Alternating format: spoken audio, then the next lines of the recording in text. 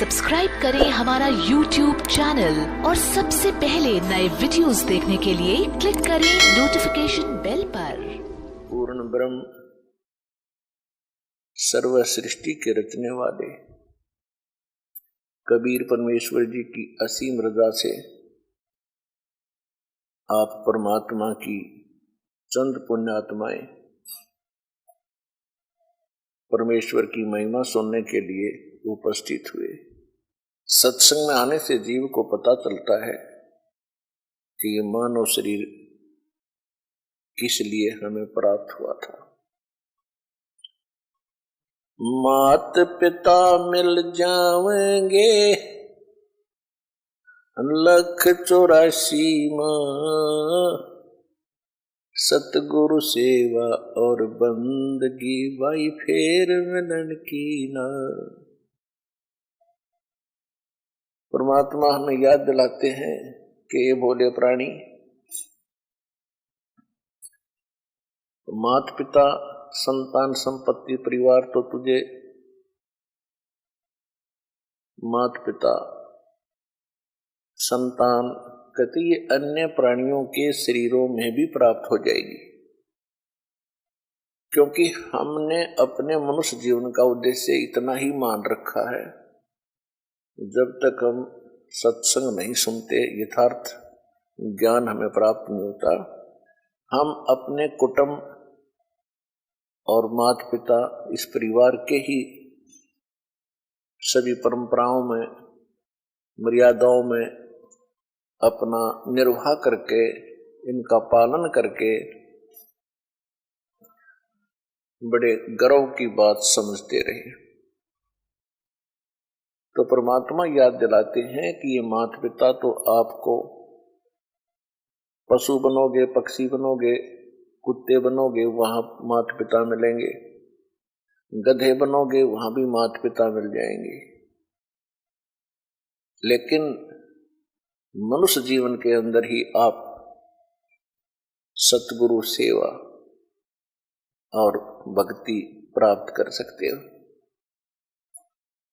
तो सत्संग में आने से प्राणी को ज्ञान होता है कि मनुष्य जीवन का उद्देश्य क्या है।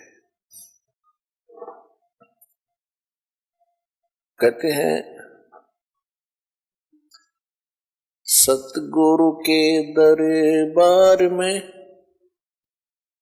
जाइयो बारंबार, भूली वस्तु लखा जवे है सतगुरु दातार। जब तक हम सत्संग में नहीं आते, हम परमात्मा को भूल चुके होते हैं। कभी आपत्ति आती है तो हम याद कर लेते हैं, और जब आपत्ति टल जाती है तो हम केवल बकवाद याद करते हैं, जो मनुष्य जीवन का कोई उद्देश्य भी नहीं होता, वो विषय भी नहीं होता। तो क्या बताते हैं परमात्मा, भाई दुख में सुमरण सब करे, सुख में करे ना कोई, जय सुख में सुमरण करे तो दुख कहूं को हो। कबीर सुख में सिमरण किया नहीं, दुख में करते याद, कहे कबीरता दास की कौन सुने फरियाद। मानुष जन्म पाए कर जय नहीं रटे हरि नाम, जैसे कुआ जल बिना बनवाया क्या काम। मानुष जन्म दुर्लभ है ये मिले न बारंबार, तरवर से पत्ता टूट गिरे वो बोर न लगता डर। राम रटत निर्धन बलो टूटी घर की छान, वो सुंदर मैल किस काम के जाम भक्ति नहीं भगवान। राम रटत कोड़ी भलो चू चू पड़े जो चाम, वो सुंदर शरीर किस काम का, जा मुख नाही नाम। कबीर जिव्या तो वाहे भली, जो रटे हरि नाम। नहीं तो काट के फेंक दियो, ये मुख में बोलो ना चाम। राम रटत कन्या भली, और साकट बलो न पूत। जैसे छेरी के गल में गलथन, जिसमें दूध ना मूत। परमात्मा कहते हैं कि ये प्राणी आपत्ति के समय परमात्मा को याद करते हैं। सुख होता है जो भगवान को भूल जाते हैं। यदि सुख में भी भगवान को आप याद करोगे तो आपत्ति नहीं आएंगी।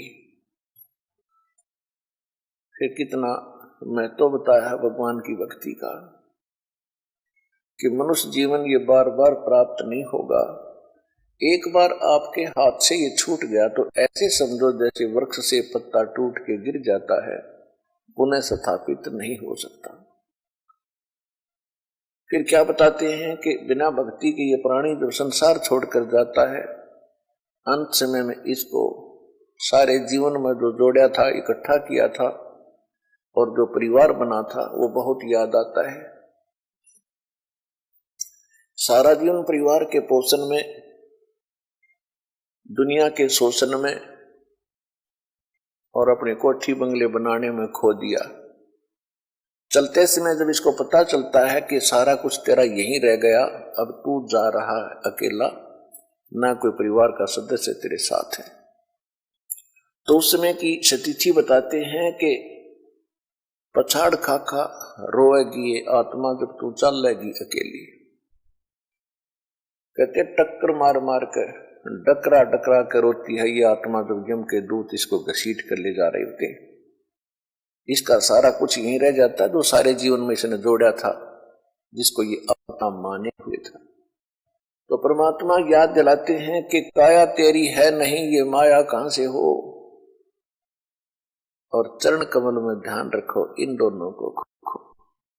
जब तेरा बॉडी नहीं है, बोले आत्मा, तेरा शरीर ही तेरा नहीं है, ये कोठी बंगले कार और ये बैंक बैलेंस बना लग रहा बोंदू, ये तेरे कैसे हो सकते हैं? तेरा क्या है?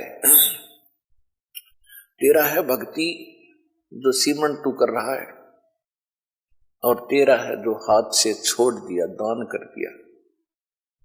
दान भी कहते हैं सुपात्र को करे, गलत स्थान पर किया हुआ दान भी व्यर्थ होता है।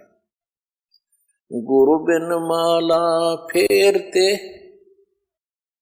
फिर देते दान, गुरु बिन दोनों निष्फल हैं, चाहे पूछो वेद पुराण।